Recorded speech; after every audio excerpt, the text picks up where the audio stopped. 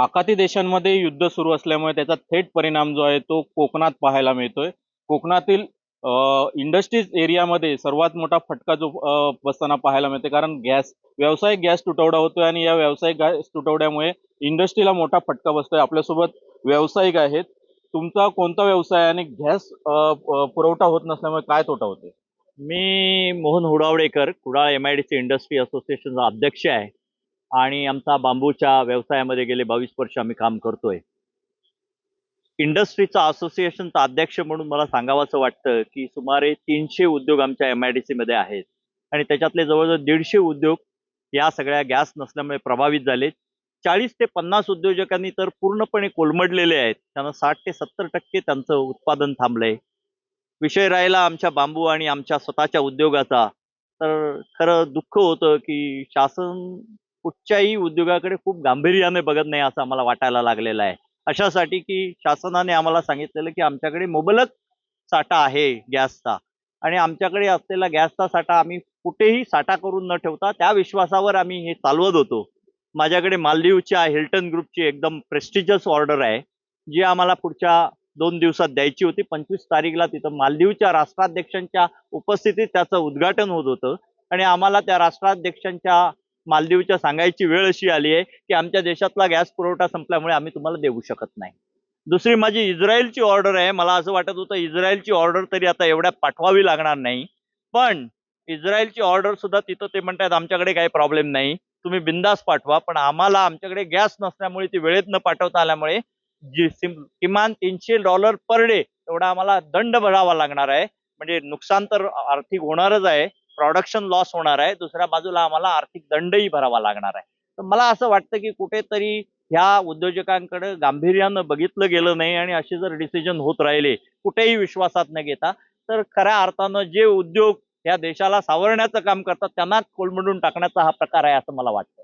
नक्कीच अजूनही काही उद्योजक आहेत. तुमचा कोणता उद्योग आहे आणि गॅस मिळत नसल्यामुळे काय आमचा ॲक्युरेट इंजिनिअरिंग इंडस्ट्री आमची कंपनी आहे, ज्याच्यात मॅक्झिमम आमचा कटिंगचं काम चालतं, गॅस कटिंग. कारण सगळं आमचं काम लोखंडचं आहे, मेटल काम आहे. त्याच्यासाठी आम्हाला गॅस पुरवठा लागतो आणि गॅस पुरवठा नसल्यामुळे आपलं काम थांबलेलं आहे. 50-60% आमचं काम थांबलेलं आहे. त्यामुळे आपल्याला खूप प्रॉब्लेम भोगावा लागत आहे. आमच्याबरोबर सगळे आलेले आहेत ते त्याच्यासाठीच आलेले आहेत की ज्या लोकांना गॅसचा प्रॉब्लेम आहे ते आपल्याला सांगण्यासाठी. पण तुमचा कोणता व्यवसाय आणि काय इफेक्ट होतो याचा? माझं नाव उदय शिरोडकर. फूड प्रोसेसिंगचा माझा व्यवसाय आहे आणि फूड प्रोसेसिंगमध्ये मोस्टली गॅसचा उपयोग फार होतो. सरबत बनवणं, बाकी सगळे पल्प काढणं, हे काढणं. आता सीझन चालू झाला, लोकांना ऑर्डरही भरपूर आहेत, पण आज आम्ही सगळं बंद करून बसलेलो आहोत, कारण आमच्याकडे गॅसच नाही आणि माल बनवू शकत नाही. त्याच्यामुळे मार्केटमध्ये फार मोठा इफेक्ट झालेला आहे आणि ऑलरेडी आमच्यावर पण झाला. आज आम्ही माल नाही दिला तर मार्केटमध्ये लोक आमचा माल बंद करतील, दुसऱ्याचं चालू होईल आणि अशा परिस्थितीत आज आम्ही अडकलेलो आहोत आणि फॅक्टरी बंद व्हायची वेळ आलेली आहे. व्यावसायिक गॅस मिळत नसल्यामुळे व्यवसाय जे आहेत ते प्रभावित होत आहेत. तर आपला कोणता व्यवसाय आणि काय प्रभाव पडतोय आता सध्या? एमआयडीसी मध्ये माझा सुप्रीम फीड्स या नावाने पशुखाद्याचा उत्पादनाचा व्यवसाय आहे आणि कुडाळमध्ये हॉटेल कोकोनट या नावाने आमचा हॉटेलचा व्यवसाय आहे.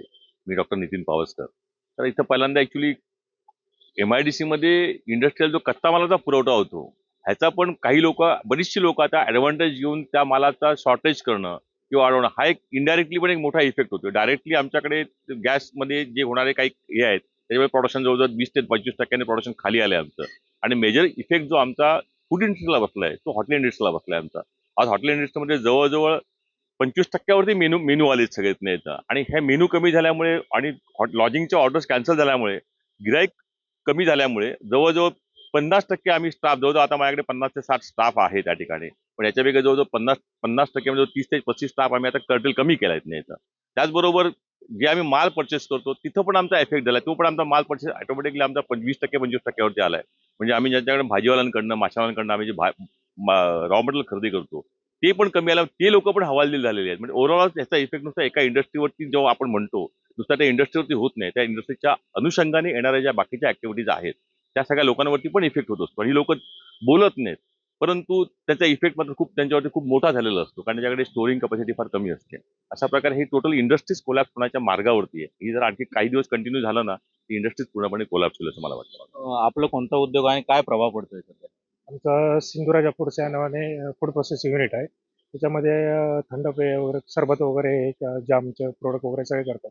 गॅस शॉर्टेज असल्यामुळे ते पूर्णपणे आता बंद होण्याचे मार्ग आहेत. तुम्हाला गॅस मिळत नसल्यामुळे, व्यावसायिक गॅस मिळत नसल्यामुळे काय इफेक्ट होतो? गॅस कटर यूज करतो आम्ही. गॅस कटिंग सेक्शन पूर्ण बंद होतो, त्यामुळे प्रोडक्शन कमी झालंय. हा सगळ्यात मोठा धक्का आहे आम्हाला.